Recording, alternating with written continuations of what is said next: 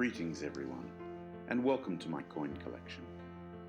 Today's coin is a brand new coin. I recorded this video on what is known in the UK, countries of the Commonwealth, such as Australia where I was born, and a number of other countries around the world as Remembrance Day, November the 11th.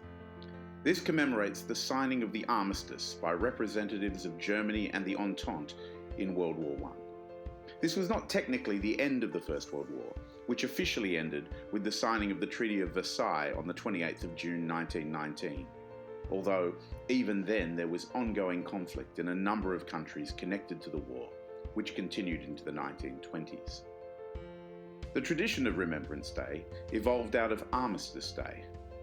At Buckingham Palace, London, King George V hosted a banquet in honour of the President of the French Republic during the evening hours of the 10th of November 1919.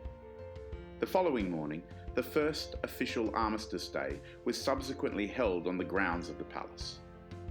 During subsequent wars, many countries have changed the name of the holiday. Member states of the Commonwealth of Nations adopted Remembrance Day, while the US chose Veterans Day. The common British, Canadian, South African and Anzac tradition includes a 1 or 2 minute silence at the 11th hour of the 11th day of the 11th month, as that marks the time in the United Kingdom when the armistice became effective.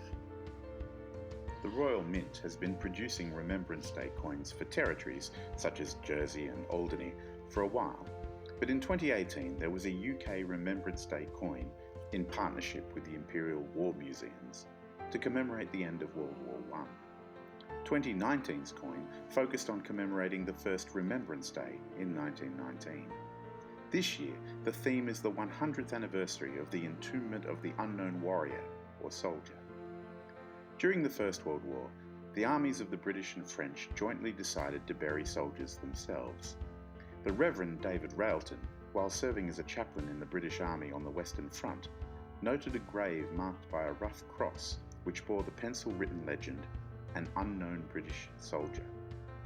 He suggested the creation at a national level, for both the British and the French, of a symbolic funeral and burial of an unknown warrior to be conducted with due ceremony in Westminster Abbey among the kings, to represent the many hundreds of thousands of Empire dead.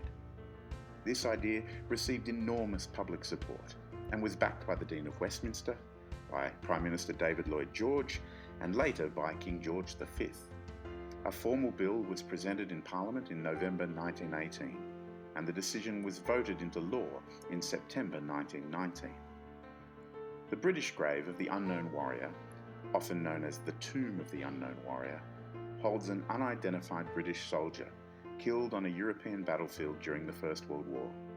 He was buried in Westminster Abbey, London, on the 11th of November 1920, simultaneously with a similar interment of a French unknown soldier at the Arc de Triomphe in Paris, France, making both graves the first to honour the unknown dead of the First World War.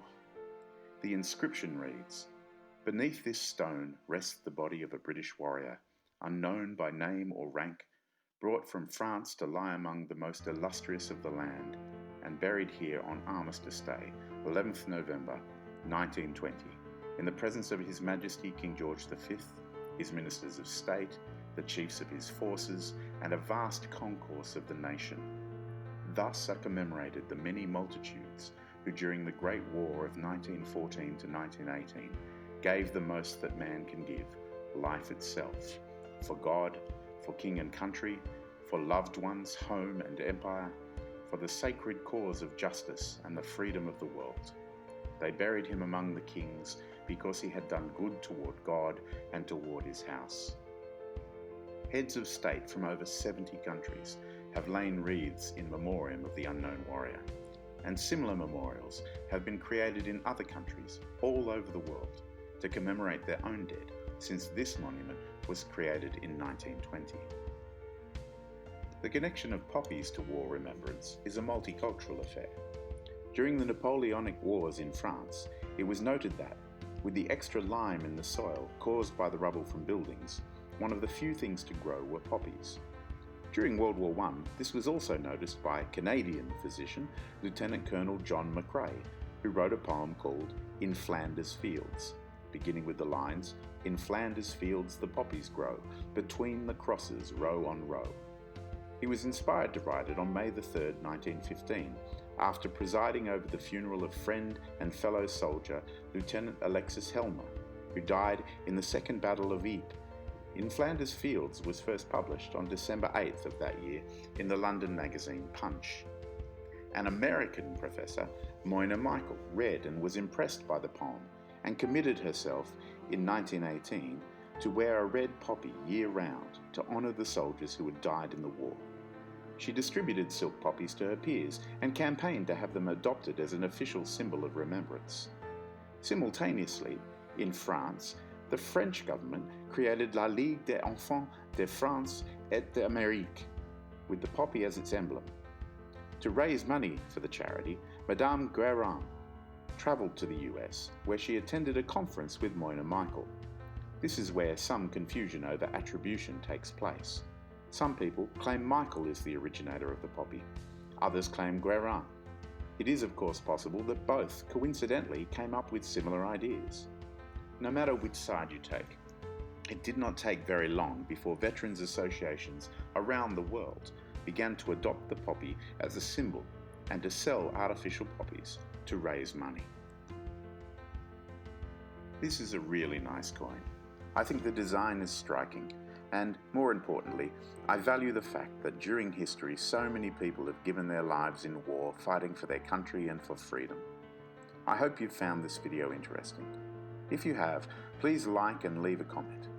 Perhaps you could also consider subscribing so that you don't miss any of the future coins in my coin collection.